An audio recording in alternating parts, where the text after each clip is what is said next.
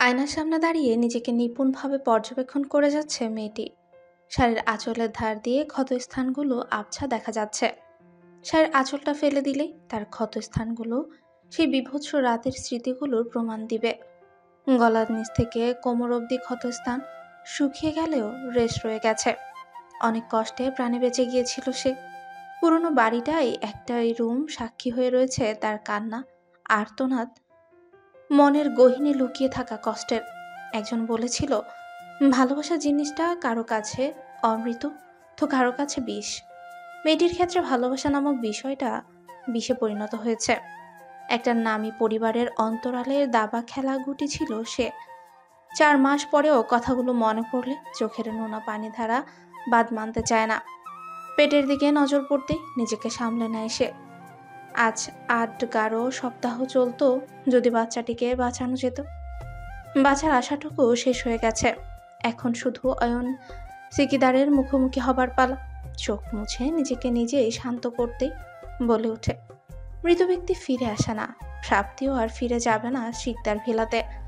প্রাপ্তি সেই রাতে মারা গেছে। জন্ম নিয়েছে খুশবু। খুশবু কাঁদবে না, তাকে যে ফিরে হবে শিকদার ভিলায়। এতদিন যেই অয়ন শিকদার তার জীবন নিয়ে খেলেছে, তাকে এখন শাস্তি দেবার পালা।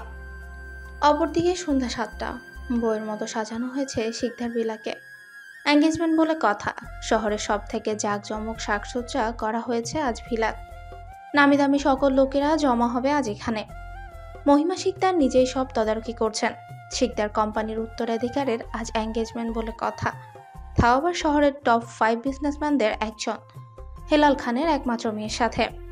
এতদিনের স্বপ্ন আজ পূরণ হতে চলল মহিমা শিকদারের। অন্ধকার রুমের এক কোণায় প্রাপ্তির একটা ছবি হাতে বসে আছে অয়ন। বাহিরের সাজসজ্জা কিছুই তাকে স্পর্শ করতে পারছে না। 4টা মাস পাগলের মতো খুঁজেছে প্রাপ্তিকে, কিন্তু তার ছায়াকেও খুঁজে পায়নি সে। একপাশে কিছু মদের বোতল, আরেক পাশে প্রাপ্তির ছবি, তার লেখা শেষ নোটটি, তার প্রেগনেন্সির রিপোর্ট, আর তার মাঝে অয়ন। সবাই মিলে নিল, এখনো প্রাপ্তির মৃত্যুটুকু মেনে নেয়নি অয়ন। তার বিশ্বাস পৃথিবীর কোনো এক কোণে প্রাপ্তি লুকিয়ে আছে। যেদিন তার রাগ ভেঙে যাবে সেদিন ঠিক ফিরে আসবে সে। দরজায় কড়া নাড়ায় বিরক্ত হয়ে চেঁচিয়ে ওঠে অয়ন। আমার ঘরে কেউ ঢুকবে না, মানা করেছি তো একবার। কেন আসো তোমরা? আজ তোমাদের জন্য আমার মায়াবতী আমার কাছে নেই। আমার বাচ্চার বেড়ে ওঠা আমি দেখতে পাচ্ছি না। আর কি চাই তোমাদের? সব ফেরত দিয়ে দিয়েছি তো, কি চাই? অয়ন, আমি আবরার, আমাকে অন্তত আসতে দে। কি দেখতে এসেছো? আজ আমার এঙ্গেজমেন্ট অয়ন, প্লিজ আজ অন্তত পাগলামি করিস না। অয়নের জবাব না পেয়ে দরজা ঠেলে ভেতরে প্রবেশ করে আবরার। ঘরেটা উটকো গন্ধ যেন ভেতরটাকে নাড়িয়ে দিতে সক্ষম। লাইটটা অন করতেই অয়নের মুখে বিরক্তির ছাপ ফুটে ওঠে। অন্ধকার যার চিরসঙ্গী, তার কি আলো পছন্দ হবে? চোখ কুচকে মুখ খিচে জিজ্ঞেস করে, কি চাই তোমার এখানে? তাদের যান অপেক্ষা করছে, তারা চলে এসেছে। একটা কথা বলবো ভাই, তোমার থেকে দুর্ভাগা আমি আমার লাইফে দেখিনি। অবশ্য আমিও যে কম তা নয়। দেখো না, আমি আমার পুরো পরিবার পাওয়া সত্ত্বেও একটা ভুল বোঝাবুঝির জন্য হারিয়ে ফেলেছি। তবে আমি জানতামই না আমার একটা অংশ প্রাপ্তির মাঝে রয়েছে। জানলে আমি তাকে মাথায় করে রাখতাম, নিজে থেকে আলাদা হতে দিতাম না। অথচ তুমি সব জেনে বুঝে নিজের পরিবারটা হারিয়ে ফেলছো। তোমার একটা ভুল, এখন একটি রক্তমাংসের মানুষ। তুমি জানো তোমার একটি ছেলে আছে, অথচ তুমি কখনো তার মুখে বাবা ডাকটি শুনবে না। আমি কি যাইনি রাইসার কাছে? আমি কি চাইনি আমার পরিবারটা থাকুক? কিন্তু পেলাম কোথায়? হারিয়ে গেল রাইসা আমার ছেলেটিকে নিয়ে। সত্যি বলো তো, তুমি কি রায়শা আপুর জন্য তার কাছে গিয়েছিলে? হুম, তুমি মহিমা শিকদারের কথায় ছেলেটিকে ছিনিয়ে নিতে গিয়েছিলে। আচ্ছা, এই পাওয়ার প্রতিপত্তির জন্য তুমি ওই নিশি মেয়েটিকে বিয়ে তো করবে, কিন্তু ভালোবাসতে পারবে তো? তুমি নিজেও জানো রায়শাপুর মতো ভালো তোমাকে কেউ বাসতে পারবে না। আমরা হয়তো ভালোবাসার যোগ্য নই, তাই তো ভালোবাসার উষ্ণতা পেয়েও আমরা দুজন হারিয়ে ফেলেছি। তুমি জেনে বুঝে হারিয়েছো, আমি না জেনে। যাও, আজ তোমার বিশেষ দিন বলে কথা, আমাকে এর মধ্যে টেনো না। আমি আমার প্রাপ্তিকে নিয়ে ভালো আছি। আবরারের মুখে কথা নেই। অয়ন তো ভুল কিছু বলেনি। সব পেয়েও হারিয়ে ফেলেছে সে। রাইসাকে এতটা কষ্ট দিয়ে ফেলেছে যে এখন তার ক্ষমা পাবে কি না তাও জানে না। যখন আবরারকে অয়ন তার ছেলে এবং রাইসার কথা বলেছিল, তখন নিজেকে স্বাভাবিক রাখতে পারেনি সে। নিজের ছেলেকে দেখার আকুলতায় ভুল করে ফেলেছে সে। মহিমা শিকদারকে ফোন করে সাথে সাথে জানায় এই খুশির খবর। কিন্তু মহিমা শিকদার এতটাই স্বার্থপর হবে এটা কল্পনাতেও আনেনি আবরার।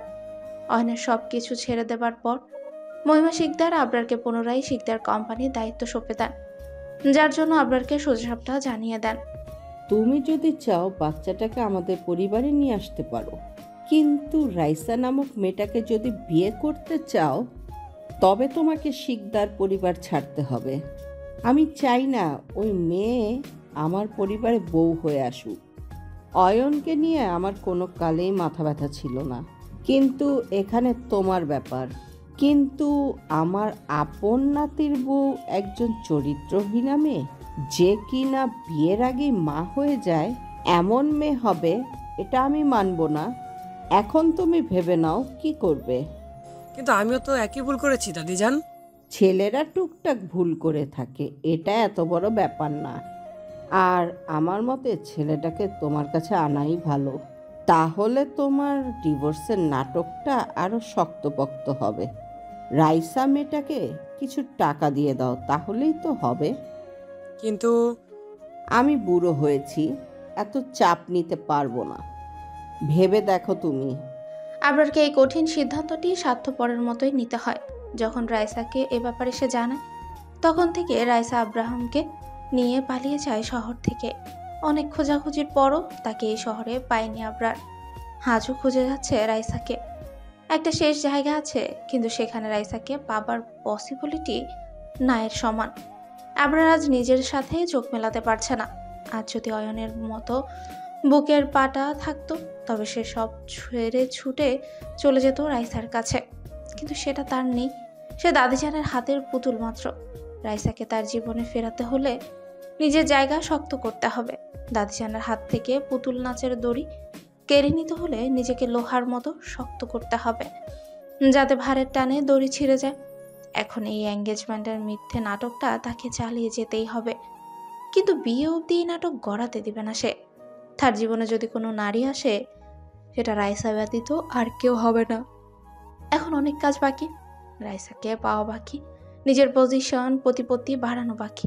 আচ্ছা, রাইসা যদি জানে এই এঙ্গেজমেন্টের কথা, তবে কি ও আরো ভুল বুঝবে আবরারকে? অনুষ্ঠান শুরু হয়ে গেছে। নিশি আর আবরার মুখোমুখি দাঁড়ানো। মহিমা শিকদারের মুখে হাসি ধরছেই না। নিশি মেয়েটা যথেষ্ট আধুনিক একটা মেয়ে, লেখাপড়া শেষে বাবার ব্যবসায় জয়েন করেছে। এমন একটা মেয়ে তো চায় নিজের নাতবউ হিসেবে মহিমা শিকদার। আবরা যেন কাঠের পুতুলের মতো দাঁড়িয়ে আছে, তার কোনো আগ্রহ নেই এই মিথ্যে অনুষ্ঠানে। নিশির বান্ধবীরা রিং নিয়ে আসলে রিং সেরেমনি শুরু করেন মহিমা শিকদার। প্রথমে আবরারের হাতে রিং পরিয়ে দেয় নিশি। এবার আবরারের পালা। যে না আবরার রিং পরাতে যাবে, অমনি ফোনটা বেজে ওঠে। রিং রেখে ফোনে কথা বলতে ব্যস্ত হয়ে পড়ে আবরার। নিশির ব্যাপারটা একদম ভালো লাগেনি। এদিকে ফোন রিসিভ করে যা শুনে তাতে আবরারের মাথা এক মুহূর্তের জন্য বন্ধ হয়ে যায়। অপর পাশ থেকে আবরারের অ্যাসিস্ট্যান্ট জিহান বলে, স্যার, রাইসা ম্যামকে খুঁজে পাওয়া গেছে, কিন্তু উনি ভালো নেই স্যার। এখানে একজন পরিচিত আত্মীয়র বাড়িতে থাকছেন। একটি সাধারণ প্রাইমারি স্কুলে শিক্ষিকা হিসেবে যোগ দিয়েছেন। খুব কষ্ট করে বাচ্চাটিকে বড় করেছেন। ছেলেটির বয়স 7 মাস হতে চলেছে। এখানে সবাই জানে উনি বিধবা। আজ সেদিন ওনাকে উত্ত্যক্তও কম করা হয় না। মাটি কামড়ে ওখানে পড়ে রয়েছেন। এখানে ওনার আত্মীয় ছাড়া কেউ থাকেন না। উনি প্রায় 55 বছরের একজন মহিলা। ওনার আপন বলতে কেউ নয়। তাই রাইসা ম্যামকে এখানে থাকার পারমিশন দিয়েছে। স্যার, এখন আমরা কি করব? রাইসাকে যাতে কেউ কোনো রকম ডিস্টার্ব না করে সেটা দেখার দায়িত্ব তোমার। আমি খুব দ্রুত চিটাগাং আসছি। বলেই ফোনটা রেখে দেয় আবরার। আজ রাইসাকে এত কিছু সহ্য করা লাগছে, এটা শুধুমাত্র তার জন্য। সেদিন যে ভুল করেছিল, আজ সে একই ভুল সে করবে না। চোখ দুটো মুছে স্টেজে চলে গেল সে। আবরারকে দেখে মহিমা চৌধুরীর হাসি কিছুটা মলিন হয়ে গেল।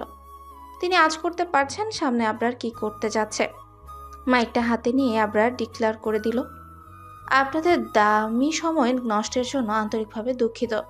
সামনে এমনটা যাতে না হয় সেটাই চেষ্টা করব। আজ এঙ্গেজমেন্টটা হবে না।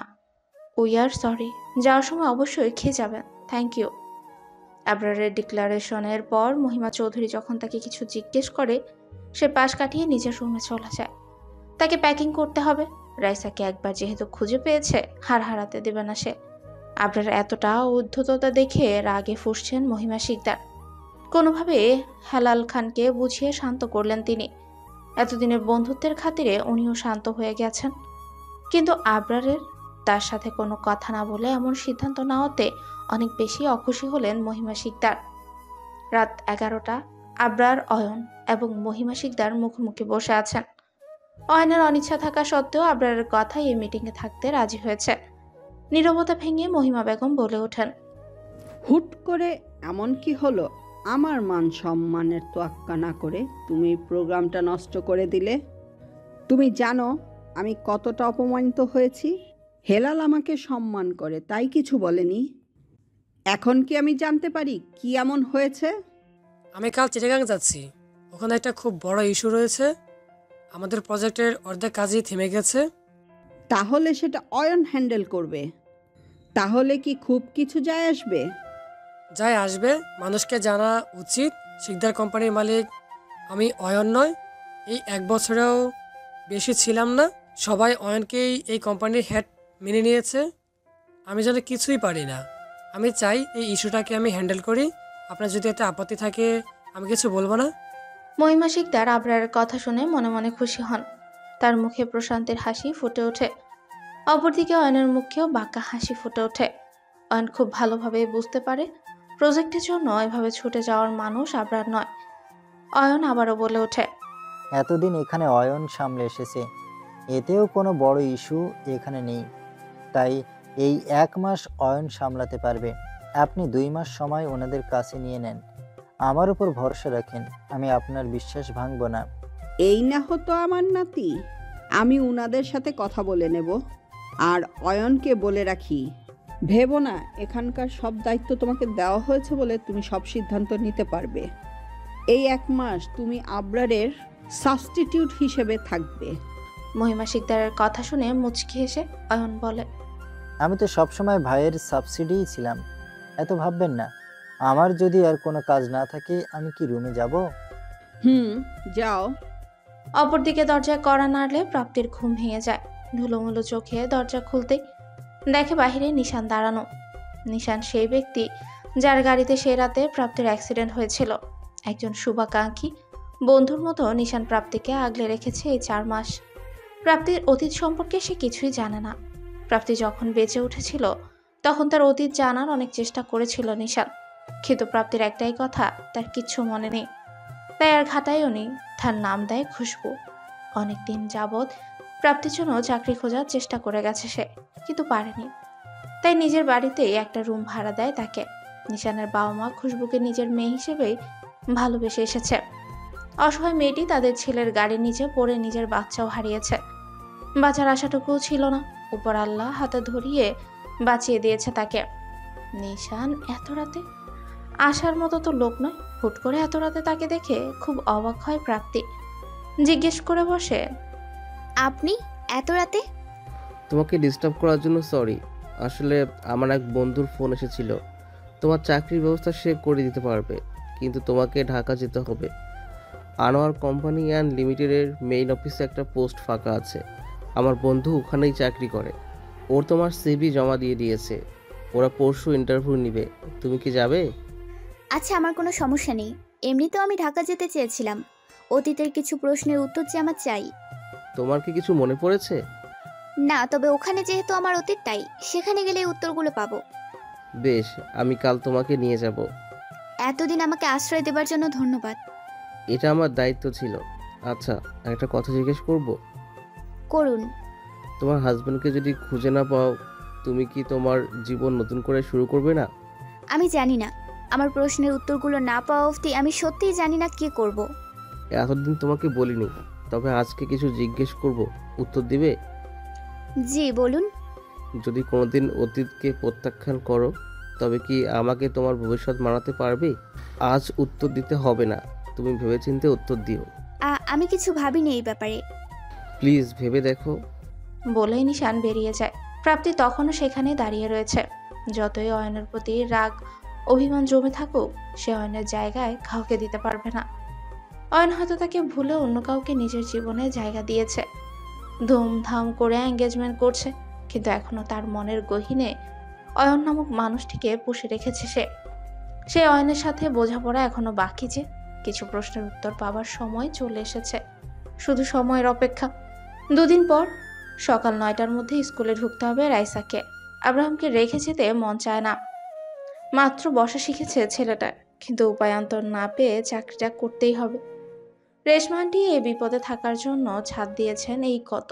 ছেলে আর নিজের ভরণ পোষণের খরচটা তো তারই চালাতে হবে। শরীরটা দিন দিন খারাপের দিকে যাচ্ছে। প্রেগনেন্সির সময়ের থেকে কিছু কমপ্লিকেশন রয়েই গেছে। মাঝে মাঝে ভয় হয় ছেলেটাকে একা করে দিয়ে না ফেরার দুনিয়াতে চলে যাবে না তো। না না, এসব কি ভাবছে? এখনো কত দায়িত্ব বাকি। চিকিৎসা করাতে হবে, কিন্তু টাকাও লাগবে। এখন বিভিন্ন টেস্ট করতেই 10,000 পকেট থেকে খসে পড়বে। রেশমা বেগমের কাছে ছেলেকে বুঝিয়ে দিয়ে স্কুলের দিকে রওনা দিবে রাইসা। দরজাটা খুলে বের হতে হাত পা জমে গেল তার। দরজার বাহিরেই সেই মানুষটি দাঁড়ানো, যার কাছ থেকে পালাতেই এই দূর শহরে ছেলেকে নিয়ে বহু কষ্টে জীবন কাটাচ্ছে সে। আবরার রাইসাকে প্রায় বছর খানিক পর দেখছে। গোলগাল চেহারার ফর্সা মেয়েটা যেন হাড্ডিসার হয়ে গেছে। আজ তার চোখে সেই উজ্জ্বলতা নেই। চোখের নিচের গালি যেন তার নির্ঘুম রাতের বর্ণনা দিচ্ছে। একপাশে বেনুনি পরে কালো শাড়ি পরিহিতা নারীটি একসময় তার সকল হাসির কারণ ছিল, অথচ আজ এই নারীর সকল কষ্টের কারণ সে। তার জন্য এই নারীটিকে সকল প্রকার বঞ্চনা মুখ বুজে সহ্য করতে হয়েছে। আবরার 2 কদম এগিয়ে রাইসার সামনে এসে দাঁড়ায়। রাইসা এখনো চুপটি করে দাঁড়িয়ে আছে। মনের মধ্যে কিছু ভয়, জয়েরতা মনের মধ্যে উকি দিচ্ছে। তবে কি আব্রাহামকে কেড়ে নিতে এত দূর চলে এসেছে সে? আবরার নীরবতা ভাঙতে বলে ওঠে, কেমন আছিস রাইসু? কথা বলবি না? ভয় নেই, ছেলেকে নিতে আসিনি, বরং মা ছেলে দুজনকে একসাথে নিয়ে যেতে এসেছি। বড্ড দেরি করে ফেলেছি, তাই না রে? অনেক ভুল করেছি, হয়তো সেই ভুলের ক্ষমা হয় না, কিন্তু এই একটা বছর আমি যা বুঝেছি তা হলো আমার তোমাকে দরকার, খুব কর দরকার। তুই আমার রক্তের সাথে মিশে আছিস রাইসা, আমার তোকে ছাড়া চলবে না। এই কয়েক মাস পাগলের মতো খুঁজেছি তোকে, আমি সেদিন বাধ্য ছিলাম, আজ নয়। আমি তোর কাছ থেকে আব্রাহামকে কখনো কেড়ে নিব না। আমার যে আমার পুরো পরিবার চাই। রাইসু প্লিজ একটা সুযোগ দে, আমি নিজেকে তোর যোগ্য করে তুলবো, তোরে কোনো কষ্ট পেতে দিব না, প্লিজ রাইসু। এতক্ষণ চুপ করে আবরারের কথা শোনা যাচ্ছিল রাইসা। এতদিনের কষ্টগুলো যেন তাজা হয়ে উঠেছে আবরারকে দেখে। আবরার যে কথাগুলো শোনার প্রতীক্ষা এতগুলো বছর সে করেছে। পটাশিয়াম ক্লোরাইড মিশ্রিত জল গড়িয়ে পড়ছে। এটা অতীব খুশিতে নাকি সদ্য তাজা হওয়া মনের ক্ষততে, এটা বুঝতে পারছে না রাইসা। খুব কষ্টে নিজেকে সামলেই বলে ওঠে, সময়টা ঠিক মতো বলতে পারলি না? 1 বছর নয়, 1 বছর 2 মাস 13 দিন। যখন আমার তোকে সব থেকে বেশি দরকার ছিল, তখন আমি তোকে কাছে পাইনি। তোর কাছে আব্রাহাম কোনোদিন তোর ছেলেই ছিল না, ও শুধু এক রাতের ভুল ছিল। তুই তো ওকে অ্যাভয়েড করতে চেয়েছিলি। সত্যি বলতে আজ থেকে কয়েক মাস আগে যদি তুই এই কথাগুলো বলতি, আমি মেনে নিতাম। আমি হয়তো তোর ভালোবাসায় অন্ধ হয়ে তোকে ক্ষমা করে দিতাম, তোর সাথে পরিবার সাজানোর কথা ভাবতাম। কিন্তু আজ না কাল তোর দাদিজান আবার যখন আদেশ দেবে, তুই আবার আমাকে একা করে দিবি। আফটার অল তুই কোম্পানির মালিক বলে কথা। এত সব কিছু পেয়ে সেগুলো ছেড়ে দেওয়ার মতো সাহস কি আদৌ আছে তোর? আমি সত্যি বলছি, তুই একবার আমাকে বিশ্বাস করে দেখ। আমি দাদিজানকে ভালোবাসি ঠিকই, কিন্তু ওনার অন্যায় আবদার আর মেনে নেব না। প্লিজ রাইসু, রাইসু না রাইসা, রাইসা ইসলাম। আমার সাথে তোর কোনো দিন কোনো কিছু ছিলও না, হবেও না। ভালো তো বেসেছি, তার শাস্তিও পাচ্ছি, তাই হয়তো কথা বাড়াবো না। আমার তারা আছে, নিজের সময় নষ্ট করিস না। বলেই পাশ কাটিয়ে চলে যেতে নিলে আবরার হাত টেনে তাকে নিজের কাছে নিয়ে আসে। কানে মুখ লাগিয়ে বলে, বড্ড বেশি অভিমান জমে গেছে। আজ হয়তো আমার কথাই তোর বিশ্বাস হচ্ছে না, কিন্তু কথা দিচ্ছি তোর অভিমানগুলোকে আবার ভালোবাসায় পরিণত করব। নিজেকে এবং আব্রাহামকে যোগ্য প্রমাণ না করা অবধি আমি যাচ্ছি না। আমি এর জন্য ভালোবাসি না যে তুই আমার বাচ্চার মা, আমি তোকে ভালোবাসি কারণ তুই আমার রক্তে মিশে আছিস। তোকে যে আমার চাই, খুব করে চাই, তুই আমার হতে বাধ্য। রাইসা কোনো রকম ধাক্কা মেরে আবরারকে নিজের কাছ থেকে সরিয়ে দেয়। আবরার টাল সামলাতে না পেরে খানিকটা দূরে সরে যায়। রাইসার আগে গজগজ করতে করতেই বলে, নিজের পা গরম অন্যখানে দিস, আমার কাছে না। কিসের বাধ্য? আমি তোর কাছে কোনো কিছুর জন্য বাধ্য নই। আজ স্পষ্ট শুনে রাখ, আমার জীবনে তোর অস্তিত্ব নেই। আমি তোকে ভালোবাসি না। চলে যা এখান থেকে প্লিজ। সেটা সময় বলে দিবে। রাইসা কথা না বাড়িয়ে গটগট করে সেখান থেকে চলে গেল। আবরার রাইসা যাওয়ার পানে তাকিয়ে আছে। একটা বড় নিঃশ্বাস ছেড়ে নিজেকে আশ্বস্ত করে। আমি পারবো, আমাকে যে করেই হোক পারতে হবে, প্রমিস করছি। যদি তোর মনে নিজের জন্য জায়গা করতে না পারি তবে আর কোনোদিনও তোর সামনে আসবো না, কিন্তু আমি এত সহজে হাল ছাড়বো না। 1 সপ্তাহ পর সকাল 10টা। একটা জরুরি কাজের জন্য অয়ন স্বামীর সাথে দেখা করতে এসেছে। মাসখানেক হয়ে গেছে অয়ন স্বামীর সাথে দেখা করেনি। এখানে সে জানতে পারে স্বামী আপাতত দেশে নেই, যে কারণে স্বামীর বড় ভাই আশফির সাথে মিটিংটা কমপ্লিট করতে হবে। আবরার অবর্তমানে আনোয়ার কোম্পানি অ্যান্ড লিমিটেডের সাথে প্রজেক্টটা অয়নকেই কমপ্লিট করতে হবে। এতদিন পর অয়নকে দেখে আশফি তাকে জড়িয়ে ধরে। বেশ শুকিয়ে গেছিস, খাওয়া দাওয়া কি কিছুই করিস না? খাওয়া দাওয়া প্রাপ্তির হাতের রান্নার অভ্যাস হয়ে গেছে, এখন আর লোকমান কাকার রান্নাও ভালো লাগে না। তোমার খবর বলো, শুনলাম বিয়ের পর নাকি ভাবি তোমার গার্লফ্রেন্ডের সাথে ব্রেকআপ করিয়ে দিয়েছে। আর গার্লফ্রেন্ড? এতদিনে যত মেয়ে ফ্রেন্ড ছিল তাদের ব্লক লিস্টে পাঠিয়ে দিয়েছে। বউ মানেই প্যারা। যাক, প্যারাটা কারো লাইফে তো আছে। তুই কি আর বিয়ে শাদি করবি না? যদি কোনোদিন আমার মায়াবতী ফিরে আসে তখন তাকে কি উত্তর দিব বলো? তার অবর্তমানে অন্য কাউকে নিজের জীবনে জায়গা দিয়েছি জানলে আরও রেগে যাবে ও। আমি ওর স্মৃতি আঁকড়ে ভালোই তো আছি। সত্যি ভালো আছিস তো? তুমি কি কথাই বলবে নাকি মিটিং শুরু করবে? আচ্ছা আচ্ছা চল। অপরদিকে আজ 1 সপ্তাহ হয়েছে নিশানের বন্ধুর সাহায্যে এই কোম্পানিতে জব হয়েছে প্রাপ্তির। একজন কলিগ সামিয়ার সাথে একটা ছোট্ট বাসায় থাকছে সে। মেয়েটা খুবই ভালো, একা একা এত ভাড়া দেওয়াটা কষ্টকর হয়ে গিয়েছিল, তাই প্রাপ্তিকে তার সাথে থাকতে প্রস্তাব দেয়। শহরে অন্য কোথাও থাকাটাও সুবিধার মনে হচ্ছিল না দেখে প্রাপ্তিও রাজি হয়ে যায়। প্রতিদিনের মতো নিজে ডেস্কে বসে কাজ করছিল, তখনই প্রাপ্তির সিনিয়র এসে জানায়, তোমাকে বস ডাকছে মিটিং রুমে। কাল যে ফাইলটা তোমাকে দিয়েছিলেন ওটার সাথেই নিয়ে যেও। ফাইলটা কমপ্লিট হয়েছে? বস তো ক্লায়েন্টের সাথে মিটিংয়ে আছেন, এখনই কি যাব আমি? হ্যাঁ, ফাইলটা ক্লায়েন্ট দেখতে চেয়েছে, তুমি গেলেই বুঝবি। ঠিক আছে। মিটিং রুমে দরজার বাহিরে দাঁড়িয়ে থেকে প্রাপ্তি বলল, may I come in sir? ফাইলটা ভেতরে ঢুকতেই প্রাপ্তির হাত পা জমে গেল। মাথাটা মুহূর্তে ফাঁকা হয়ে গেছে। ভেতরে বসে থাকা মানুষটি যে তার খুব পরিচিত। 4 মাস পর মানুষটাকে দেখছে সে। হাত যার কাছে কিছু প্রশ্নের উত্তরের অপেক্ষায় এই শহরে তার আগমন। সেই মানুষটির সাথে অতর্কিতই তার দেখা হয়ে যাবে এটা তো জানা ছিল না। মানুষটা বড্ড শুকিয়ে গেছে। চোখের ভাষায় এক সময় বিশ্বাস করে ভালোবেসেছিল যাকে, থাকে আজ সেই চোখ যেন গর্তের কোটরে চলে গেছে। লোকটাকে দেখে আজকেও মায়া লাগছে। যার রাগ জিদের পুরো ঘর কাঁপতো, আজ বড্ড শান্ত লাগছে লোকটাকে। তার জীবনে তো নতুন মানুষ চলে এসেছে, তবে কেন এতটা উদাসীন লাগছে তাকে? আশফির কণ্ঠস্বরে ঘোর ভাঙে প্রাপ্তির। দরজায় দাঁড়িয়ে আসো কেন? ভেতরে আসো, ফাইলটা ওনাকে দাও। জি স্যার। এতক্ষণ মাথা নিচু করে থাকলো। প্রাপ্তির বলা জি স্যার যেন ভেতরটাকে নাড়িয়ে দিয়েছে অয়নের।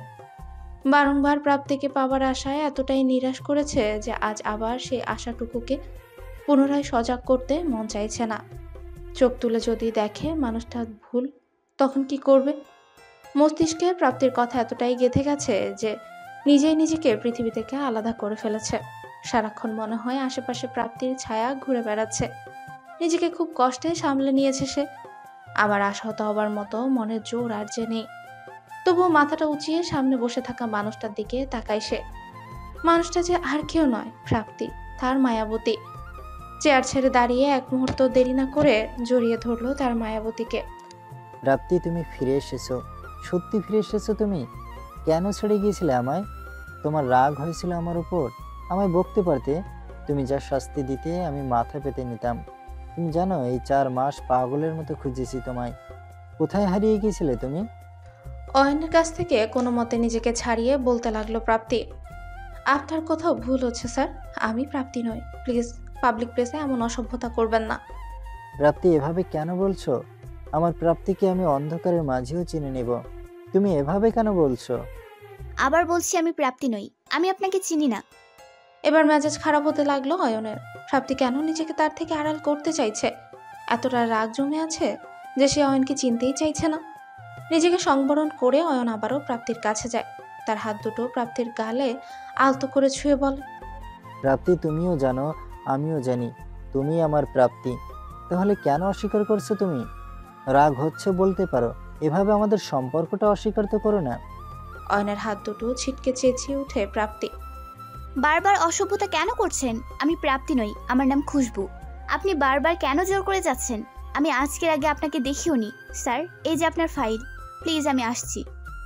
বলেই মিটিং রুম থেকে বেরিয়ে গেল প্রাপ্তি। দৌড়ে ওয়াশরুমে চলে যায় সে। পানি ছেড়ে অঝরে কাঁদতে লাগলো।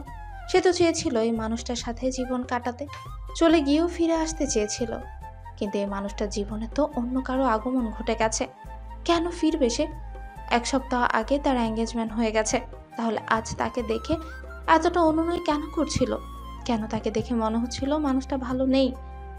গোলকধাঁধার মধ্যেই নিজেকে যেন আউলে ফেলেছে প্রাপ্তি। অপরদিকে নিজেকে কিছুতেই শান্ত করতে পারছে না অয়ন।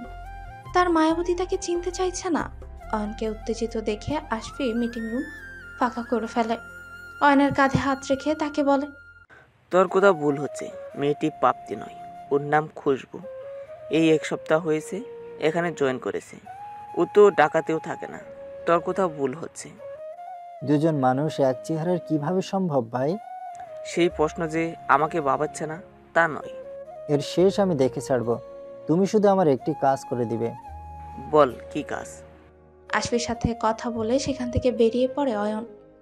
ডেস্কে এসে জানতে পারে শিকদার কোম্পানির প্রজেক্টটার দায়িত্ব প্রাপ্তিকে দেওয়া হয়েছে। প্রাপ্তি খুব ভালো করে জানে এটা কার কারসাজি। তবে নিজেকে দুর্বল করবে না সে। অয়নকে এবার আর বিশ্বাস করবে না সে। প্রজেক্টের কাজ করতে করতে রাত 11টা বেজে যায় প্রাপ্তির। একে তো সামিয়া চলে গেছে উপরে রাত। এ রাতে একা একা বাসায় যাবে কিভাবে? এটা নিয়ে একটা চিন্তায় পড়ে যায় প্রাপ্তি। অফিস থেকে বের হতে কেউ একজন পেছন থেকে প্রাপ্তির মুখ চেপে ধরে। প্রাপ্তি কিছু বুঝে ওঠার আগে কালো কাপড় দিয়ে চোখ মুখ বেঁধে তাকে একটা গাড়িতে ওঠানো হয়। প্রাপ্তি সর্বোচ্চ চেষ্টা করে গোঙাতে লাগলো। বেশ কিছু সময় পর গাড়িটা কোথাও থামে। প্রাপ্তিকে টানতে টানতে কোথাও নিয়ে ধাক্কা মারে অচেনা লোকটি। তাল সামলাতে না পেরে মেঝেতে পড়ে যায় প্রাপ্তি। প্রাপ্তিকে টানতে টানতে কোথাও নিয়ে ধাক্কা মারে অচেনা লোকটি। টাল সামলাতে না পেরে মেঝেতে পড়ে যায় প্রাপ্তি। অচেনা লোকটি তখন প্রাপ্তিকে চেপে ধরে, তার উপর নিজের ভর ছেড়ে দেয়। লোকটির গরম নিঃশ্বাস যেন প্রাপ্তির ভেতরটাকে পুড়িয়ে দিচ্ছিল। নিজেকে ছাড়ানোর চেষ্টা করেও যখন ব্যর্থ, তখন প্রাপ্তি নিজেকে আর সংযত রাখতে পারে না। মুখের গোঙানো ক্রমশ বেড়েই চলেছে। অচেনা মানুষটি প্রাপ্তির গলায় জোরে একটা কামড় দিতেই ব্যথায় কুকিয়ে উঠে সে। তারপর প্রাপ্তিকে রেখে সেখান থেকে বেরিয়ে যায়।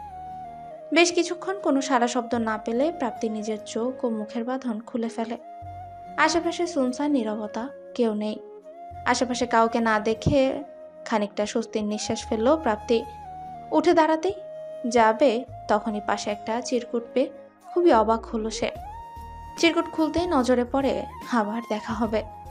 প্রথমে ভেবেছিল এমন কাজ অয়নই করতে পারে, কিন্তু হাতের লেখাটা অচেনা। যদি অয়ন না হয় তবে কে হতে পারে?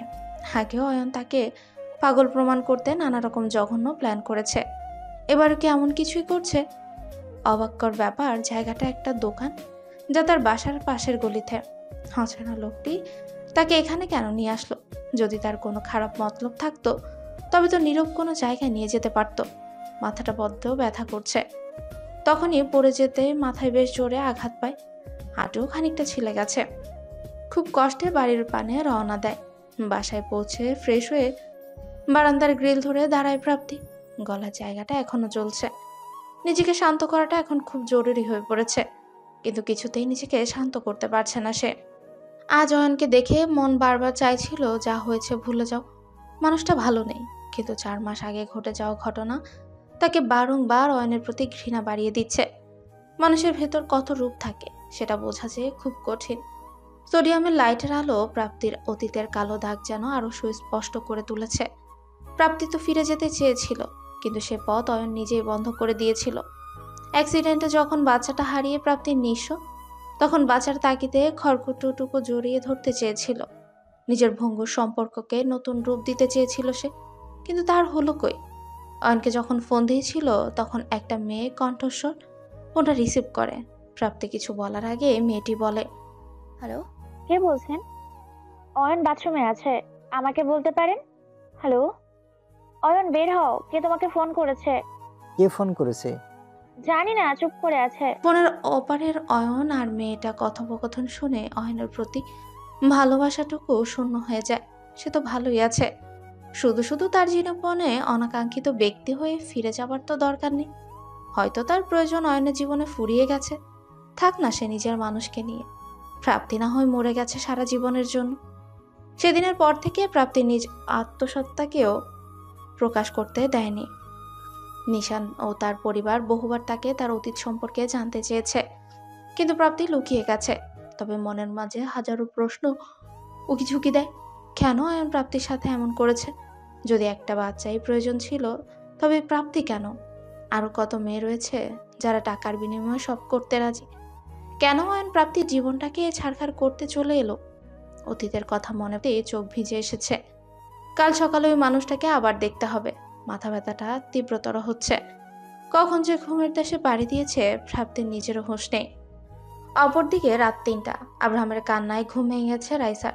বাচ্চাটা খুব জোরে জোরে কাঁদছে। সচরাচর এভাবে আব্রাহাম কখনোই কাঁদে না। মাথায় হাত রাখতেই চমকে ওঠে রাইসা। গা জ্বরে পড়ে যাচ্ছে বেচারা। এত রাতে কোথায় যাবে, কি করবে, কিছুই মাথায় কাজ করছে না তার। দৌড়ে রেশমা বেগম ঘুম থেকে জাগায়। রাত ৩টায় ছেলেটাকে কোথায় নিয়ে যাবে বুঝতে পারছেন না সে। রাইসার উত্তেজনায় শান্ত করতে রেশমা বেগম বলেন, আচ্ছা রাইসা, শান্ত হও, কিছু হবে না, আমি ড্রাইভ করে দিচ্ছি। দরকার হলে রাতে কোনো না কোনো হসপিটাল খোলা তো থাকবেই। সরি আন্টি, আপনাকে এত রাতে এভাবে হয়রান করার জন্য। আব্রাহাম আমার সব আন্টি, আমি ওকে ছাড়া সত্যি কিছু ভাবতে পারি না। ইটস ওকে, চলো আমি চাবি নিয়ে আসছি। বাইরে বের হতে একটা কালো গাড়ি দেখে অবাক রাইসা। গাড়িটা আবরারের। তার মানে বান্দা এখনো যায়নি। বিগত 7 দিন লোকটা গাড়ি নিয়ে তার বাড়ির সামনে দিয়ে বসে থাকে। সকাল সন্ধ্যা এভাবেই রাইসার সামনে ঘুরঘুর করে, আর উত্তক্ত করাই এই বান্দার মূল উদ্দেশ্য। যেন আঠার মতো লেগে আছে রাইসার সাথে সে। রাইসার রেশমা বেগমকে হন্তদন্ত হয়ে বের হতে দেখে গাড়ি থেকে বেরিয়ে আসে আবরার। আজকাল রাতগুলো নির্ঘুম কাটে তার। রাইসাকে এক ঝলক না দেখলে ঘুমেরা যেন তার কাছে আসতেই চায় না। রাইসার উদ্বিগ্ন মুখখানা তাকে জানান দিচ্ছে কিছু একটা গুরুতর ঘটেছে। রাইসাকে প্রশ্ন করলে কোনো উত্তর পাবে না, এটা তার অজানা নয়। তাই সরাসরি রেশমা বেগমকে প্রশ্ন করে। রেশমা বেগম আব্রাহামের শারীরিক অবস্থার কথা সব খুলে বলে আবরারকে। আবরার এক মুহূর্ত দেরি না করে বলে, আন্টি আপনি বাসায় থাকুন, আমি নিয়ে আসছি ওদের। আন্টি, ওকে বলে দিন আমার এবং আমার বাচ্চার কারো দেওয়ার দরকার নেই। আন্টি, এটা যেতে সময় নয়, ওকে বলুন প্লিজ গাড়িতে উঠতে। আন্টি আমি বললাম তো আমাদের কারুর দরকার নাই। এত আহ্লাদ এতদিন কোথায় ছিল? প্লিজ আন্টি, দেরি হয়ে যাচ্ছে। চুপ করবে তোমরা? বাচ্চাটার জ্বর 102, আর তোমরা পড়ে আছো নিজেদের জেদ নিয়ে। এই রাতে আবরারের সাথে যাওয়াটা সেফ হবে রাইসার। আমার এস হয়েছে, আমি তোরা দ্রুত হইতে নিতে পারবো না, প্লিজ জেদ করো না, নাও গো। অগত্যা বাধ্য হয়ে আবরারের সাথে হাসপাতালের দিকে রওনা হয় রাইসা। হাসপাতালের করিডোরেই দাঁড়িয়ে আছে তারা। ভেতরে ডাক্তার আব্রাহামকে দেখছেন। আব্রাহামের অসুখটা প্রায়ই হয়, তবে এই 1 মাস তার কোনো সমস্যাই হয়নি। রাইসা চিন্তিত মুখে এক কোনায় দাঁড়িয়ে আছে। আবরার তাকে নিপুণ দৃষ্টিতে দেখে যাচ্ছে। এই মেয়েটার কত রূপ! 1 বছর আগে এই মেয়েটা ছিল বেখেয়ালি প্রাণোচ্ছল একটা নারী, যাকে দেখলে তার মনে হাজার রঙের মেলা লাগতো।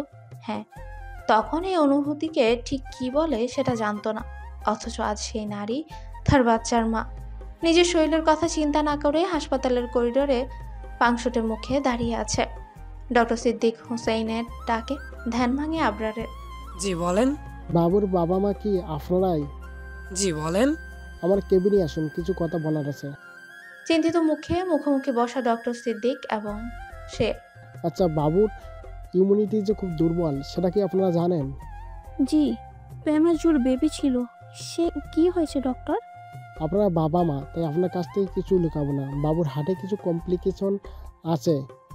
আমার যতদূর ধারণা, বাবুর প্রিমেচুরিটি ম্যালনিউট্রিশনের কারণে হার্টে প্রবলেম রয়েছে। আমি কিছু টেস্ট করিয়েছি, কাল রিপোর্ট আসবে, তাহলে আরও ক্লিয়ার হতে পারবো। ওর যখন বাদ হয়েছিল কিছু কমপ্লিকেশন ছিল, কিন্তু ডক্টর তো বলেছিল এথিং ইজ অল রাইট। তাহলে আসলে এসব প্রবলেমগুলো তখন হয়তো ধরা পড়েনি, ধীরে ধীরে প্রকাশ পাচ্ছে। আর বাবুর বার্থ টাইমে সিরিয়াস ম্যালনিউট্রিশনের ভুগেছে। প্রিমেচুরিটির জন্য এই প্রবলেমগুলো আরও সিরিয়াস রূপ নিয়েছে। এখন এটা চিকিৎসা কি ডক্টর? দেখুন, বেবি অনেক ছোট, 7 মাস বয়সে বাইপাস করা পসিবল নয়। তবে কালকে রিপোর্ট আসলে আমি মেডিসিন দিতে পারি। আর ওর বয়স 6-7 হলে বিদেশে নিয়ে হার্টের একটা অপারেশন করলে হবে। ইপনেসেরই ডোন্ট ওয়ারি, আল্লাহ এত মাসুম বাচ্চার কিছু হতে দিবেন না ইনশাল্লাহ। তবে বাবুকে কোনো রকম মেন্টাল স্ট্রেসে রাখা যাবে না, এটা মাথায় রাখতে হবে। জি। ডক্টরের কেবিন থেকে বেরিয়ে রাইসা কান্নায় ভেঙে পড়ে। আব্রাহাম তার একমাত্র বাঁচার আশা। এতটুকু বাচ্চার শরীরে এই অবস্থা শুনে কিছুতেই নিজেকে শান্ত রাখতে পারছে না সে। আবরার আজ একজন হতভাগ্যা বাবা। আজ তার ভুলের জন্য তার ছেলে এতটা কষ্ট পাচ্ছে। সবকিছুর জন্য একমাত্র সে দায়ী। এতটুকু বাচ্চার নাকি হার্ট ডিজিজ, না জানি কত কষ্ট তাকে বয়ে বেড়াতে হচ্ছে। রাইসার অবস্থা দেখে ভেতরে ভেতরে ক্ষত বিক্ষত হয়ে যাচ্ছে সে। কেবিনের বাহির থেকে উকি মারলেই আব্রাহামের মাসুম চেহারাটা দেখতে পায় আবরার। স্যালাইন দিয়ে রাখা হয়েছে তাকে। না চাইতে আজ আব্রাহাম কাঁদছে। হ্যাঁ, আজ সে কাঁদছে। আজ তার যে দুর্ভাগা কেউ নেই। সকাল 8টায় রাইসা কেবিনে আব্রাহামের পাশের চেয়ারে বসে ঘুমিয়ে পড়েছে। আবরার নির্ঘুম রাত কাটিয়েছে। সারা রাত শুধু এক চিন্তা, যে রিপোর্টে কি আসবে। আব্রাহামকে নিয়ে তার যে অনেক স্বপ্ন ছিল। আব্রাহামের বাবা হওয়ার যোগ্যতা হয়তো তার আসলেই নেই, কিন্তু এভাবে রাইসা আর আব্রাহামকে একাও রাখতে পারবে না সে। যেভাবেই হোক তাদের দুজনকে তার সাথে নিয়ে যাবে। দরকার হলে শিকদার ভিলা ছাড়তেও সে রাজি। সূর্যের এক ফালি রোদ মুখে পড়তে ঘুম ভেঙে যায় রাইসার। চোখ খুলতে দেখতে পায় আব্রাহামকে আদর করছে আবরার। এই দৃশ্যটা এতদিন শুধু কল্পনাই করেছে, তবে আজ তা বাস্তবতায় পরিণত হয়েছে। চুপটি করে ছেলেটা বাবার আদর খাচ্ছে। ভোরের দিকে ছেলেটার জ্বর কমেছে, এখন স্যালাইন খুলে দিয়েছে। আচ্ছা, আব্রাহামের তো অধিকার বাবার ভালোবাসা পাওয়া। নিজের রাগ জেদের জন্য কি আব্রাহামকে তার বাবার কাছ থেকে দূর করে দিচ্ছে সে? ডক্টর বলেছেন কোনো মেন্টাল প্রেশার ওকে দেওয়া যাবে না। আব্রাহামের ভবিষ্যতের কথা ভেবেও আবরারকে দ্বিতীয় সুযোগ দেওয়া উচিত রাইসার। রাইসাকে ভাবতে দেখে আবরার জিজ্ঞেস করে, কি ভাবছিস? আব্রাহামকে নিয়ে ভাবিস না, আমি আছি তো, কিছু হতে দিব না আমার বাচ্চার। তোর সাথে কিছু কথা ছিল। বল, শুনছি। এতদিন আমরা দুজনে অনেক স্বার্থপর দেখিয়েছি। এবার কি আমাদের বাচ্চার জন্য সব কিছু ভুলে নতুন করে সব শুরু করতে পারি? আব্রাহামের একটা কমপ্লিট ফ্যামিলি দরকার, যা আমি একা ওকে কখনোই দিতে পারবো না। আর তুই যদি ওকে শুধু আপন করে নিতে চাস, সেটাই ও রাজি। আমি শুধু ওর হ্যাপিনেস চাই।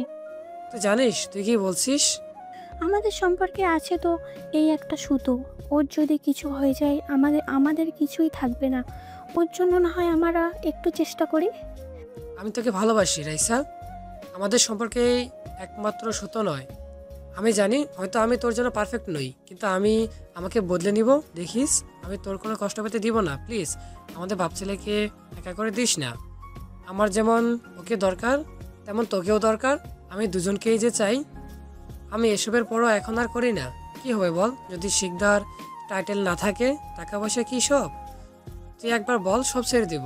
আমি একটা পরিবার চাই, নিজের একটা পরিবার, যেখানে কোনো ছলছতরি নেই। প্লিজ রাইসা। এবার যদি কিছু করেছিস তো দেখবি আমি কি করি। তুই বললে জীবনের সবটুকু দিয়ে দিব, তবে তুই কথা দিব না। I promise. রাইসা চোখ চিকচিক করছে। সব অভিমান, রাগ অশ্রুরূপে পড়ছে। আব্রাহামকে শুইয়ে রাইসার কাছে হাঁটু কেড়ে বসে আবরার। দুটো হাত দিয়ে তার গাল দুটো ধরে বলে, অনেক কাঁদিয়েছি, আর কাঁদাবো না। এই মুক্তবানা দাম যে অনেক, এত ক্ষতি করা যায় না। রাইসা না পেরে আবরারের বুকে মুখ লুকায়। এটা যে তার সবচেয়ে প্রশান্তির জায়গা। আছে তার ভালোবাসার মানুষটিকে পেয়েছে।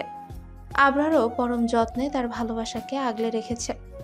অপরদিকে প্রাপ্তির মনটা খচখচ করছে। কেন যেন মনে হচ্ছে কেউ তাকে ফলো করছে, কিন্তু পেছনে তো কেউ নেই। বারবার পেছনে ফিরলে কাউকে দেখতে পাচ্ছে না সে। তবে সে অচেনা লোকটি তার পিছু নিয়েছে। অফিস যাওয়ার জন্য রিক্সা খুঁজে পাচ্ছে না, কিন্তু কোনো রিক্সা না পাওয়ায় হেঁটে মরে যেতে হচ্ছে তাকে। রাস্তায় হাঁটার সময় বারবার মনে হচ্ছে কেউ তার পিছু নিয়েছে। এবার মনে হচ্ছে মানুষটি তার খুব কাছে চলে এসেছে। আপনি এখানে? কেন বলো তো, আমি আসতে পারি না? দেরি না করে পেছনে ফিরলেই দেখতে পায় নিশান পেছনে দাঁড়িয়ে আছে। হুট করে নিশানকে দেখে প্রথমে প্রাপ্তিও চমকে ওঠে। প্রাপ্তিকে ঘাবড়ে যেতে দেখে নিশান জিজ্ঞাসা করে, খুশবু, তুমি ঠিক আছো তো? জি, আমার কি হবে? তোমাকে খুব টেন্স লাগছে, তাই আর কি। আপনি কখন এসেছেন? আমার অ্যাড্রেস কিভাবে পেলেন? সকালে এলাম, আর অ্যাড্রেস আমার বন্ধুই দিল। বলল তুমি নাকি এখানে থাকছো। আসলে তুমি তো বেশ কিছুদিন হয়েছে এখানে, তাই দেখতে এলাম। অফিস যাচ্ছ বুঝি? জি। আঙ্কেল আন্টি কেমন আছেন? ভালো। তোমার গলায় কি হয়েছে? কিছু না, অ্যালার্জি আর কি। চলুন হাঁটতে হাঁটতে কথা বলি। নিশান আর বেশি হাঁটায় না, চুপ হয়ে পড়ে নিশানের প্রশ্নে। একবার বলতে চেয়েও থেমে যায়। শুধু শুধু নিশানকে টেনশন দেওয়ার মানেই হয়। তারা দুজন হেঁটেই রওনা দিল মেন রোডের দিকে। আড়াল থেকে কেউ একজন খুব নিপুণভাবে তাদের লক্ষ্য করছিল।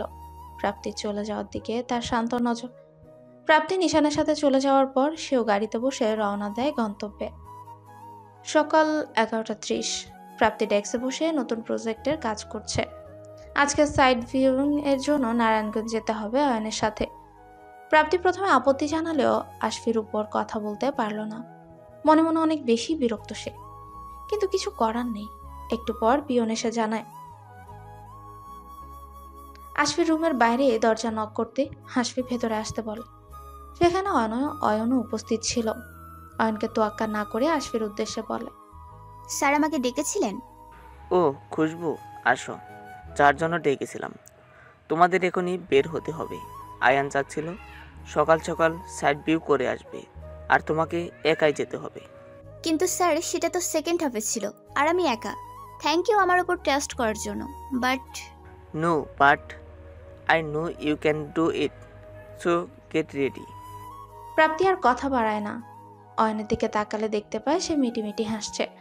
প্রাপ্তির আগে লুক নিয়ে রুম থেকে বেরিয়ে যায়। প্রাপ্তি যাবার পর অয়ন আশফিকে বলে, থ্যাংক ইউ সো মাচ, তোমার কাছে আমি ঋণী থাকবো। বাই, তোর আর স্বামীর উপর আমার 5 আনার ভরসা নেই। যাই করিস পুলিশ কেস করাস না।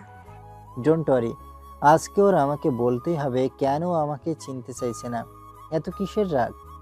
যা ভালো মনে হয় করিস, কিন্তু একটা জিনিস মাথায় রাখিস, ওর মেন্টাল কন্ডিশন কিন্তু ভালো নয়। মিসক্যারেজ হ্যান্ডেল করার মতো মানসিক ক্ষমতা সবার থাকে না। She has been suffering since then, so take care of her. কিচ্ছু হবে না, আমি ওর কিছু হতে দেব না। অয়ন আশফির সাথে কথা বলে সোজা পার্কিং এরিয়াতে চলে যায়। রিয়াদকে দিয়ে এই 4 মাস কি হয়েছে প্রাপ্তির জীবনে সব ডিটেলসই কালেক্ট করেছে সে। প্রাপ্তি এই 4 মাস কতটা ট্রমার মধ্যে দিয়ে যাচ্ছিল, কিভাবে সে নিজেকে একটা রুমে আটকে রেখেছিল, তার এই 4 মাসের প্রতি নির্ঘুম রাতের খোঁজ অয়ন নিয়েছে।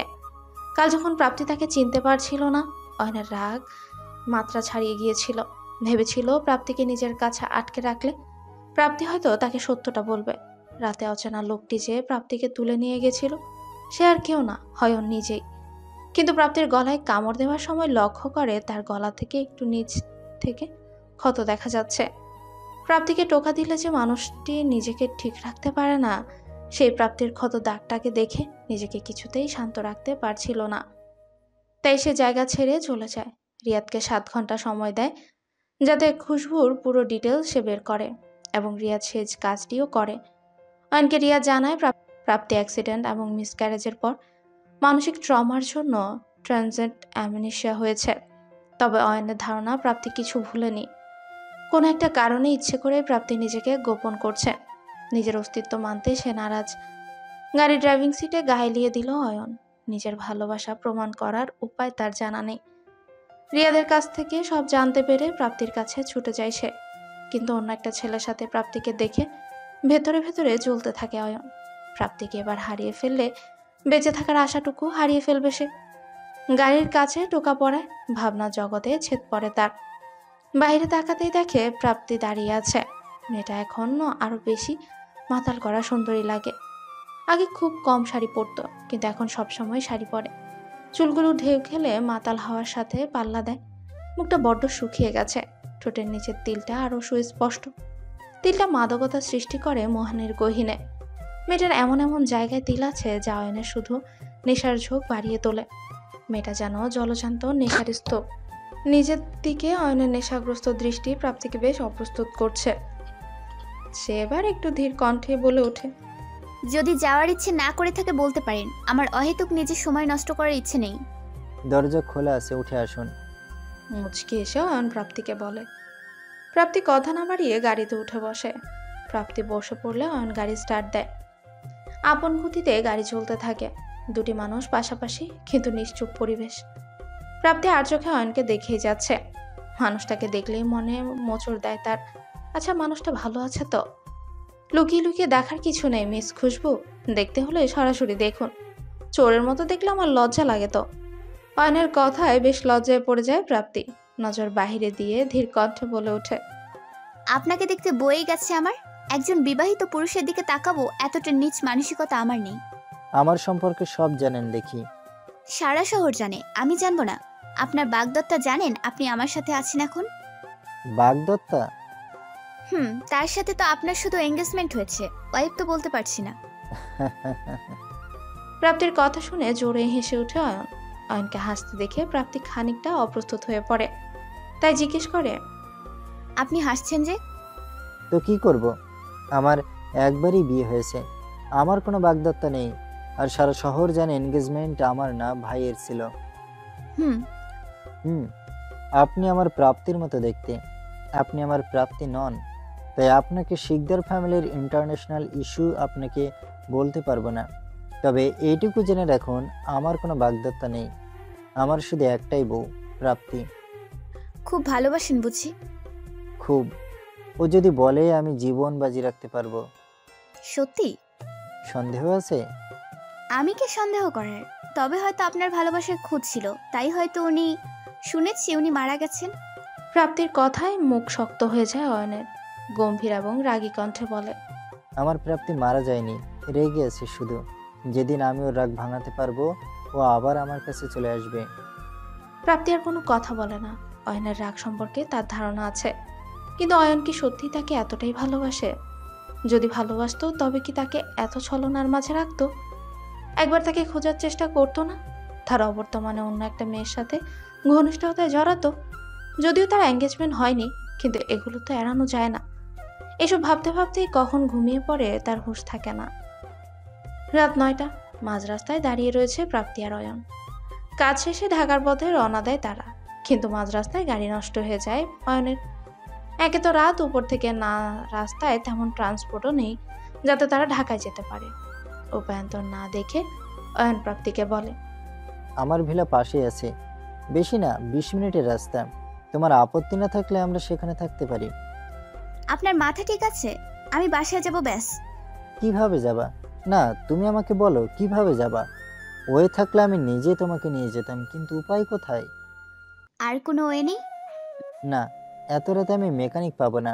কাল সকাল অবধি এখানে থাকার থেকে ভিলায় আরামসে থাকাটা অনেক বেশি ভালো বলে আমার মনে হয়।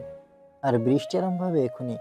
তুমি থাকতে চাইলে আমার সমস্যা নেই, তবে আমি এখানে রাত কাটাবো না। ঠিক আছে চলুন। অয়ন মুচকে এসে রাস্তায় হাঁটা শুরু করলো।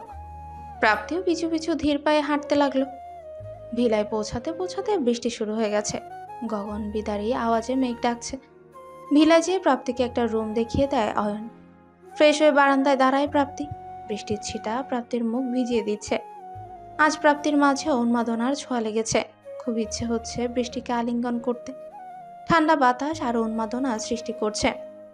আজ ভিজতে ইচ্ছে করছে প্রাপ্তির খুব। মন উজাড় করে বৃষ্টির কাছে নিজেকে সঁপে দিতে ইচ্ছে করছে। তাই তো আর নিজেকে না আটকে ছাদের দিকে রওনা দেয় সে। বেশ কিছুক্ষণ ভেজার পর একজোড়া উষ্ণ হাত তাকে পেছন থেকে আলিঙ্গন করে। শীতল শৈলে উষ্ণ হাতটি যেন ভালোবাসার উষ্ণতা প্রাপ্তির প্রতিটি লোমকোষে পৌঁছে দিচ্ছে। পেছন ফিরতেই দেখে নেশাগ্রস্ত চোখে অয়ন তাকেই দেখছে। অয়নের কাছে প্রাপ্তিকে কোনো অপসরের চেয়ে কম লাগছে না। ভেজা ঠোঁট জোড়া ছুঁয়ে দেওয়ার অদম্য ইচ্ছে তাকে মাতাল করছে। মাঝে মাঝে পুরুষের পক্ষে নিজেকে আটকে রাখা বড্ড কঠিন। নিজেকে সামলানোর ব্যর্থ চেষ্টায় অয়ন হার মেনে নেয়। প্রাপ্তিও যেন একটা ঘোরের মাঝে আছে। আজ বৃষ্টি যেন মাতাল করে তুলেছে দুটি হৃদয়কে। অয়ন প্রাপ্তির নিজের খুব কাছে নিয়ে আসে। শুধু দুজনের হৃৎপিণ্ডের ধুকপুকানি আর প্রকৃতির মাতাল শব্দ শোনা যাচ্ছে। অয়ন প্রাপ্তির কাছে আসতে জোরে আকাশ ডেকে ওঠে। প্রাপ্তিও ভয়ে অয়নকে জড়িয়ে ধরে। আকাশের গর্জনে প্রাপ্তির বরাবরই ভয়। বজ্রপাতের শব্দ যত বাড়ছে ততই ভয়ে অয়নের বুকে সিটিয়ে আছে সে। অয়ন মুচকি এসে আরো নিবিড়ভাবে জড়িয়ে ধরেছে প্রাপ্তিকে, যেন ছেড়ে দিলেই পালিয়ে যাবে। আজ 4 মাস পর তার খালি হৃদয়ে পূর্ণতা পেয়েছে। কিছু সময় পর প্রাপ্তির হুঁশ ফিরে। এতক্ষণ ঘোরের বসে কি করছিল সে? সম্বিত ফিরলে অয়নকে ধাক্কা মেরে চলে যেতে নিলে অয়ন হাত টেনে নিজের কাছে নিয়ে আসে তাকে। কানে মুখ লাগিয়ে বলে, নেশা ধরিয়ে পালিয়ে যাচ্ছ? আমি ইচ্ছে করে করিনি, ছাড়ুন। ছেড়ে দিলেই তো পালিয়ে যাও। এই 4 মাস একা একা জীবনটাকে বইতে বইতে আমি ক্লান্ত, আর পারছি না প্রাপ্তি। আমি শেষবারে বলছি আমি প্রাপ্তি নই, প্রাপ্তি নই। একটা কথা কতবার বলবো? আমি খুশবু। চেঁচিয়ে উঠল প্রাপ্তি। এক নিঃশ্বাসে কথাগুলো বলে চলে যেতে নিলে অয়ন বলে ওঠে, আমি সব জানি প্রাপ্তি, আমার সামনে অন্তত তোমার এই নাটকগুলি করতে হবে না। তুমি প্রাপ্তি, তার সম্পূর্ণ প্রমাণ আমার কাছে আছে। তোমার মিসক্যারেজ হয়েছে। প্রাপ্তি যখন আমাকে ছেড়ে যায় তখন সে প্রেগনেন্ট ছিল। এ থেকে কিছুই প্রমাণ হয় না। তাই সবচেয়ে বড় প্রমাণ তোমার হ্যান্ডরাইটিং। না হয় তুমি প্রাপ্তির মতো দেখতে, তোমার সাথে ওর হ্যান্ডরাইটিংও মিলে যাবে। তাই অহেতুক চেষ্টা করো না। আর এ বাড়িতে তুমি প্রথমে এসেছ। তুমি এ বাড়ির প্রতিটা জিনিস এত ভালো করে কি করে চেনো? কারণ এই বাড়ির সব কিছু আমার প্রাপ্তির গোছানো, মানে তোমার গোছানো। প্রাপ্তি, আমার দোষটা কোথায়? আমি জানি না এতটা ঘৃণা তুমি কেন করছো। খুনের আসামিকেও একটা শেষ সুযোগ দেওয়া হয় নিজেকে নির্দোষ প্রমাণ করার, অথচ তুমি বিগত 4 মাস ধরে আমাকে শাস্তি দিয়ে যাচ্ছ। আমি জানিও না আমার দোষ কোথায়, তাও তুমি যা শাস্তি দেবে আমি মেনে নিব। প্লিজ আমাকে একা করে চলে যেও না। এতক্ষণ চুপচাপ প্রাপ্তি সব শুনে যাচ্ছিল। চোখ থেকে ক্রমাগত অশ্রুধারা বয়ে যাচ্ছে। প্রাপ্তির রেসপন্স না পেয়ে অয়ন তার কাছে যায়। নিজের দিকে ঘুরিয়ে আলতো করে তার গাল 2 হাত দিয়ে ছুঁয়ে বলে অয়ন, প্লিজ প্রাপ্তি, আমি ক্লান্ত। এবার তুমি আমায় ছেড়ে চলে গেলে মরে যাব, সত্যি মরে যাব। আমি আপনার বলির বাকরা। আপনি কোনোদিন আমাকে ভালোবাসেননি। আমি জাস্ট একটা বংশবৃদ্ধির টুল। আপনি কি ভেবেছেন আমি কিছুই জানি না? আপনি কোনোদিন আমার কথা ভেবেছেন? প্রথমে ভেবেছিলেন আমি আপনার অ্যাক্সিডেন্টের জন্য দায়ী, তাই আমাকে বিয়ে করেন। আমার সম্মান নষ্ট করা ছিল আপনার মূল উদ্দেশ্য। আমাকে পাগল প্রমাণ করার কোনো ওয়ে বাদ রেখেছিলেন। তারপর যখন প্রুফ হলো আমি নির্দোষ, তখন আপনি আমাকে নিজের স্ত্রী হিসেবে এজন্য মেনে নেননি যে আপনি আমাকে ভালোবাসেন। আপনি আমাকে শুধুমাত্র আপনার উত্তরাধিকারকে জন্ম দেবার জন্য আপনার বাড়িতে রেখে দিয়েছিলেন। না প্রাপ্তি, তুমি যা ভাবছো তা ঠিক নয়। তাহলে দাদির সাথে আপনার ডিল হয়নি? বাচ্চা হবার পর আমাকে ডিভোর্স দিয়ে দেবেন? বলুন। হ্যাঁ, তখন মহিমা শিকদারকে ঠান্ডা করার জন্য আমি হয়েছিলাম, কিন্তু কিন্তু কি? কোথায় ছিলেন আপনি যখন আমি আইসিইউতে 15 দিন পড়েছিলাম? কোথায় ছিলেন যখন আমার বাচ্চাটিকে বাঁচানো সম্ভব হয়নি? আমি বলি, আপনি তখন আপনার নারী সঙ্গীতের সাথে ব্যস্ত ছিলেন। আমি আজও অনুতাপ করি কেন আপনার সাথে আমার বিয়ে হয়েছিল। আপনি আমার জীবনে না আসলে আমার লাইফে এত কষ্ট থাকতো না। আমি আপনার মুখও দেখতে চাই না। বেশ, আমার ইচ্ছে যেন পূরণ হয়। আমি তোমার সামনে কোনোদিন আসব না। তবে একটা কথা জেনে রেখো, এই অয়ন শিকদারের জীবনে শুধু একজন নারী এসেছিল, সে হলো কেবল তুমি। প্রাপ্তি ব্যতীত কোনো নারী আমার জীবনে আসে না। আর শিকদার পরিবারের সম্পত্তিতে আমার কোনো অধিকার ছিলই না। আমি সব কিছু ছেড়ে দিয়েছি শুধু তোমার জন্য। জানি তোমার বিশ্বাস হবে না, তবুও বলছি, আমি তোমাকে কোনোদিন ঠকাইনি। আমি শুধু তোমাকেই ভালোবেসে এসেছি। যাক, আমার মুখও যেন উপরওয়ালা তোমাকে কোনোদিন না দেখায় এই কামনাই করি। যদি দেখো, সেটা যেন আমার মরা মুখ হয়। সেখান থেকে বেরিয়ে যায়। প্রাপ্তির কান এখনো বাজছে। অয়নের বলা প্রতিটি কথাই যেন কলিজাতে লেগেছে, যেন কেউ ভোঁতা ছুরি দিয়ে ক্রমাগত আঘাত করে রক্তক্ষরণ করছে। রাগের বশে যা নয় তাই সে বলে তো দিয়েইছে। না জানি ভাগ্যে তাদের কোন নতুন মোড় এসে দাঁড় করায়। সকাল 6টা, রাতের মেঘ কেটে ভোরের মিষ্টি সকাল প্রকৃতিকে নতুন রূপে সাজিয়েছে। কিন্তু মেঘের ঘনঘটা প্রাপ্তির জীবনে এখনো ছেয়ে আছে। সারা রাত 2 চোখের পাতা এক করতে পারেনি সে। সত্যি কি সে অয়নকে ভুল বুঝছে? বারবার অতীতকে মনে করে নোনা জল গাল বেয়ে পড়ছিল তার। মনটা যে বড্ড বেহায়া, কিছুতেই স্থির হচ্ছে না। কাল রাতের পর থেকে অয়ন একবারও তার সামনে আসেনি। হয়তো তাদের সম্পর্কের ইতি এখানে। এটাই তো চেয়েছিল প্রাপ্তি। তবে আজ কেন মনটা খালি খালি লাগছে? কেন বেহায়ার মতো অয়নকে আপন করে নিতে ইচ্ছে করছে? সকাল 9টা। চট্টগ্রাম থেকে আজই ঢাকার পথে রওনা দিবে আবরার। দাদির সম্মুখীন তার হতেই হবে। আব্রাহামের রিপোর্ট চলে এসেছে। হার্টের ছোট্ট ব্লক ধরা পড়েছে। ডক্টর সিদ্দিক মেডিসিন দিয়েছেন। যখন 7 থেকে 8 বছর হবে তখন যদি ব্লকটা থাকে তবে বাইরে নিয়ে ছোট্ট একটা অপারেশন করতে হবে। বাবা হিসেবে ছেলের কোনো অযত্ন সে হতে দিবে না। তাই আজই ঢাকা নিয়ে যাবে রাইসা আর আব্রাহামকে। রাইসা যদিও আপত্তি করেছিল, কিন্তু কোনো কথাতে রাজি হয়নি আবরার। রাইসার সাথে তার মনের দূরত্ব এখনো তেমনই আছে, ক্ষতটা অনেক বেশি। তাই হয়তো দেরি হবে সেটা পূরণ করতে। ঢাকা যেয়ে প্রথম কাজ নিশির সাথে বিয়েটা ভেঙে দেওয়া আর রাইসাকে তার যোগ্য স্থান দেওয়া। মেয়েটাকে আর কোনো অসম্মান সহ্য করতে দিবে না আবরার। রাইসার ডাকে হুঁশে ফিরে আবরার। কি ভাবছিস? কিছু না, প্যাকিং শেষ। আবার ভেবে দেখ আবরার। আমার মনে হচ্ছে আমাদের ঢাকা নিয়ে যাওয়াটা ভালো ডিসিশন নয়। নিজের পরিবারকে নিজের কাছে নিয়ে যাওয়াটা আমার মনে হয় না অন্যায়। আর কাল রাতেই আমি জানিয়ে দিয়েছিলাম ওই তোদের ছাড়া ঢাকা ফিরছি না। কিন্তু চুপ, আর যেন একটা কথাও আমি না শুনি। রাইসার কাছে এসে দুহাত দিয়ে তার গালকে আলতো ছুঁয়ে কপালে উষ্ণ ছোঁয়া দেয় আবরার। তারপর বলে, ভালোবাসি তোকে, এই সেইবার বিশ্বাস করে দেখ। তোদের নিরাশ করব না, আই প্রমিস। হয়তো তোদের বিলাসিতা দিতে পারবো না, কিন্তু তোদের কোনো কিছু কমতি দিব না।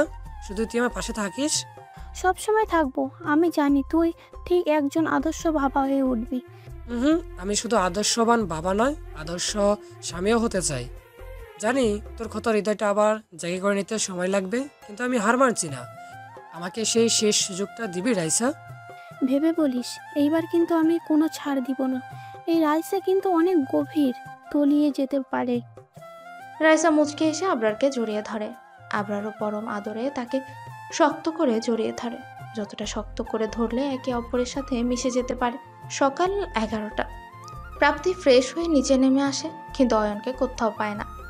কাজের লোকদের জিজ্ঞেস করলে তারাও কিছু বলতে পারে না। কিছুক্ষণ পর অচেনা নাম্বার থেকে প্রাপ্তির ফোন আসে।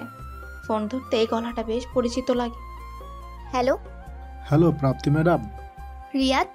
জি ম্যাম, অয়ন স্যারের ফোনটা অফ পাচ্ছি সকাল থেকে। আপনি কি কিছু জানেন উনি কোথায়? আমি কিছুতেই ওনার সাথে যোগাযোগ করতে পারছি না। ম্যাম, আপনি কি জানেন উনি কোথায় আছেন? না, আমি জানি না। উনি কি বাসায় যাননি? না ম্যাম, উনি বাসায় যাননি, আর ওনার সাথে যোগাযোগও করতে পারছি না।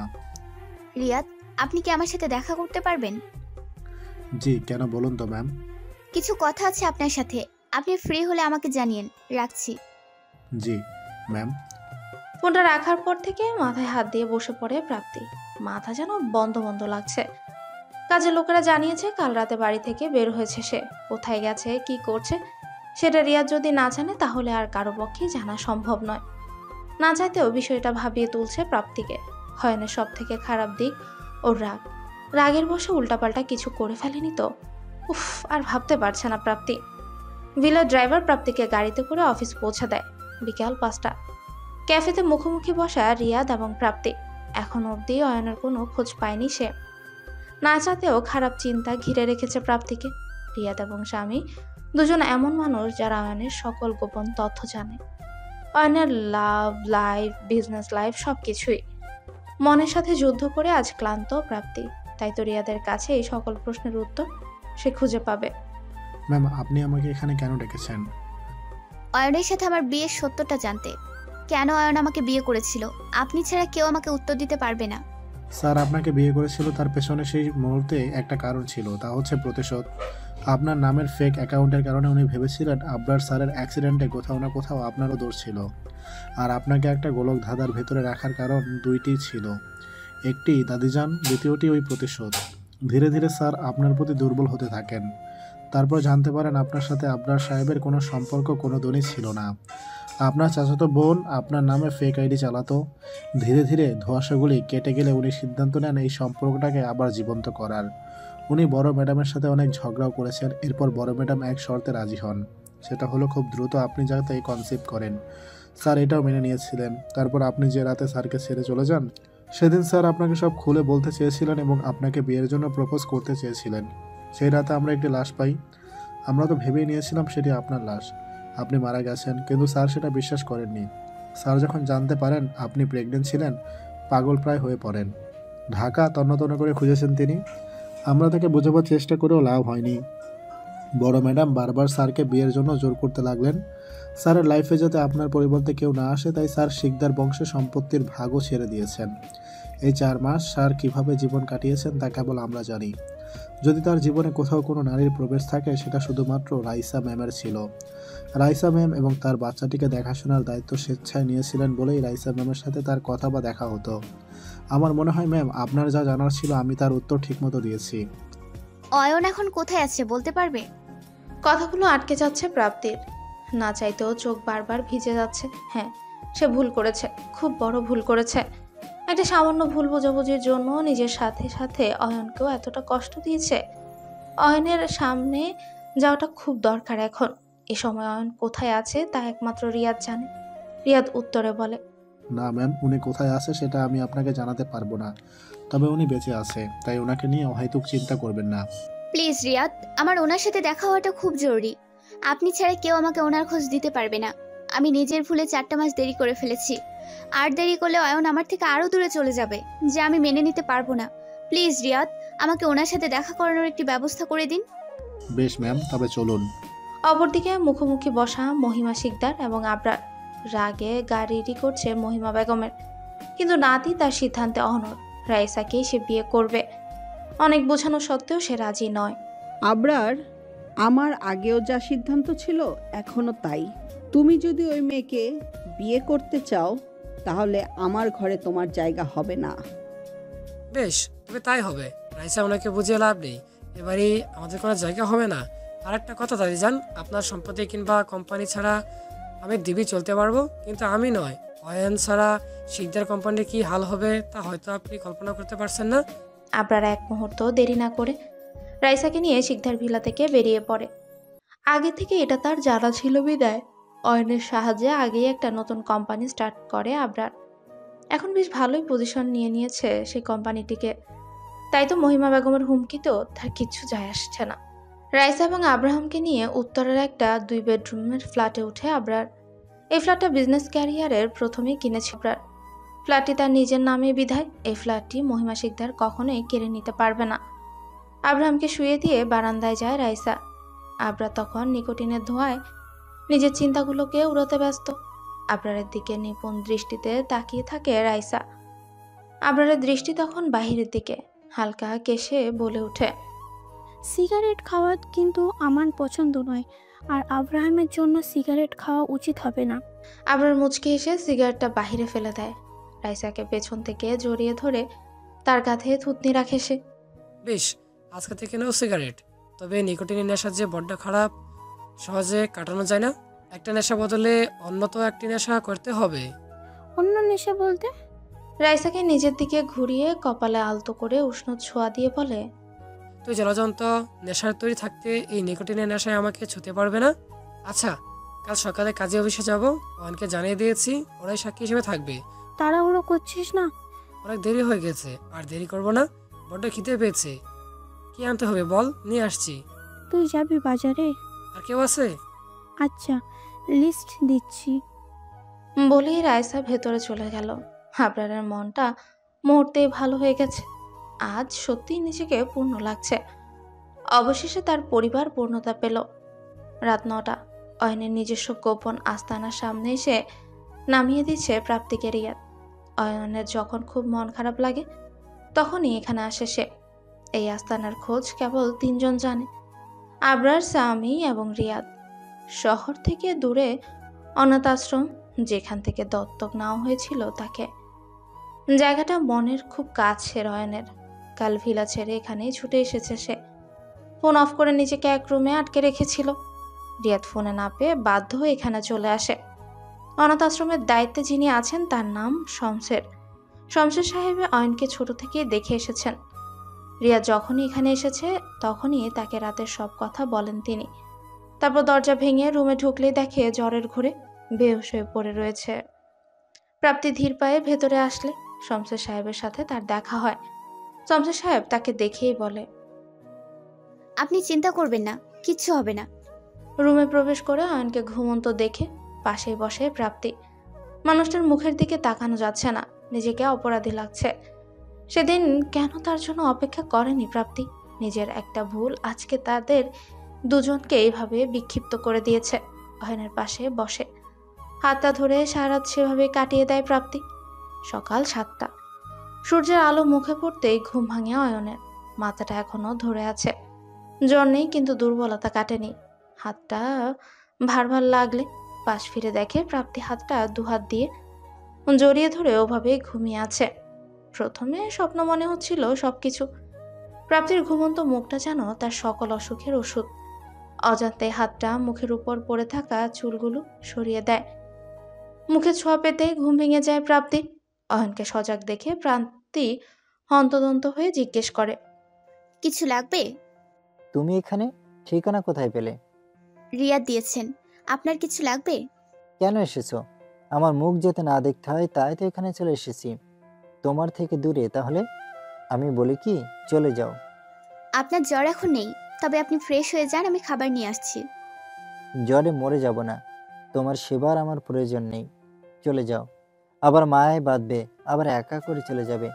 একাই তো থাকতে হবে, তবে এই মায়ার কি প্রয়োজন? বুঝে বলছেন তো? আমার একটা সামান্য ভুলে 4 মাস আমাদের জীবন থেকে চলে গেছে।